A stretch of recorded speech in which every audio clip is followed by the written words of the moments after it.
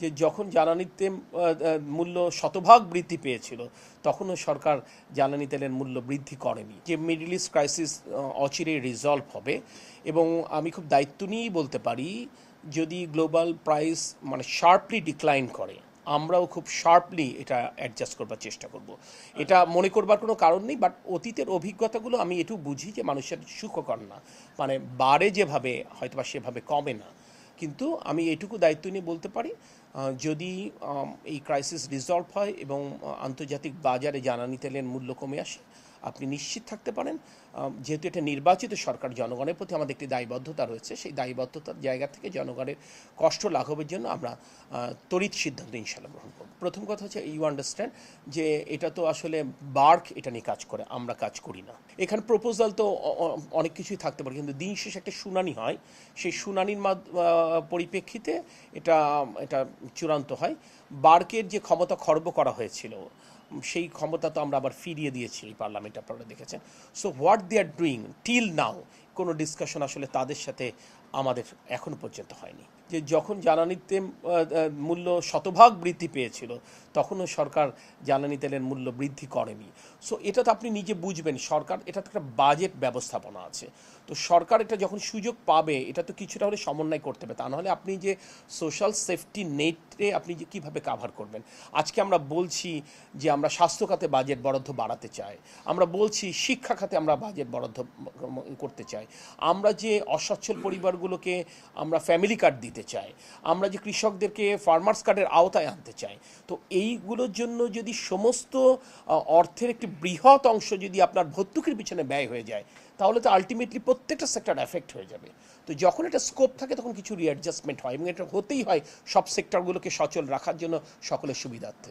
প্রথম কথা হচ্ছে আমি খুব স্পষ্ট করে একটি কথা বলতে চাই যে আমরা 180 ডেজে যে প্ল্যান নিয়েছি, আপনারা যদি আমাদের স্টেপসগুলো দেখেন তাহলে আপনারা বুঝবেন যে আসলে আমরা স্বাবলম্বী হতে চাচ্ছি। আমাদের স্টেপসগুলো যদি আপনারা ফলো করেন তাহলে আপনি দেখবেন যে আসলে এই ভর্তুকিগুলো একদিকে যেমন কমিয়ে আনার একটা প্রশ্ন আছে, অপরদিকে জনদুর্ভোগ কমানোর একটা ব্যাপার আছে। আচ্ছা, ভর্তুকি প্রশ্নগুলো কেন আসলো? ভর্তুকির প্রশ্ন তো আসলো যে উচ্চ দামে আমি বিদ্যুৎ কিনছি, তাহলে উচ্চ মূল্যের এই পাওয়ার প্ল্যান্টগুলোকে যদি আমরা আস্তে আস্তে রিনিউয়েবল এনার্জি দিয়ে রিপ্লেস করতে পারি তাহলে বিদ্যুৎ উৎপাদন ব্যয় কমে যাবে। তো বিদ্যুৎ উৎপাদন ব্যয় কমে গেলে আমার সরকারের ভর্তুকিও যেমন কমবে, গ্রাহকরেও কিন্তু আমরা সাশ্রয়ী মূল্যে আমরা বিদ্যুৎ দিতে পারবো। ব্যাপারগুলো তো এই রকম। তো সেই পরিকল্পনাগুলো রয়েছে এবং আপনারা দেখেন আমরা অফশোর বিডিংয়ে গেছি, আমরা ইস্টার্ন রিফাইনারির সেকেন্ড ইউনিটের জন্য আমরা পিএমসি কন্ট্রাক্ট আমরা ওপেন করেছি। ফর হোয়াট রিজন এত আর্লিয়ার করছি? আমরা চাচ্ছি সরকারের এই মেয়াদের মধ্যে যেন এই প্রজেক্টগুলো লঞ্চ করে।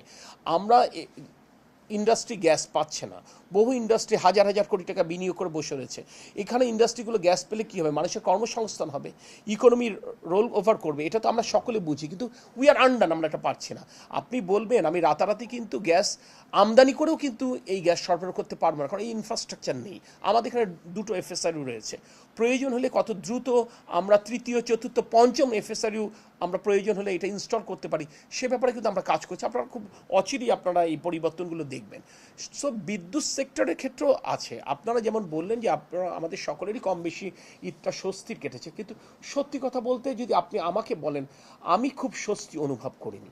কেন করিনি? যাদেরকে আমরা নিরবিচ্ছিন্ন বিদ্যুৎ দিতে পেরেছি আলহামদুলিল্লাহ, সেটা হয়তো একটা তৃপ্তি এনেছে, কিন্তু কিছু কিছু জায়গায় তো ঈদের আগে, ঈদের সময় এবং ঈদের পরে কালবৈশাখী ঝড় হয়েছে, ভারী বৃষ্টিপাত হয়েছে, সেখানে তো আসলে আমার পল্লী বিদ্যুতের লাইন ক্ষতিগ্রস্ত হয়েছে এবং সেই লাইন মেরামত করতে যেয়ে আমাদের তো একটু লম্বা সময় লেগে গেছে। আলটিমেটলি আপনি এই রকম একটি সময়ে আপনি যত কথাই বলি না কেন, যখন মানুষ একটু দীর্ঘ সময়ের জন্য বিদ্যুৎহীন থাকবে, সেখানে আপনি আমি থাকলেও তা আপনার আমার মধ্যে একটা অস্বস্তি কাজ করতো, বিরক্তি কাজ করতো, ক্ষেত্র বিশেষে ক্ষোভও কাজ করতো। তো এটা তো কিছু কিছু ক্ষেত্রে ঘটনাগুলো ঘটেছে।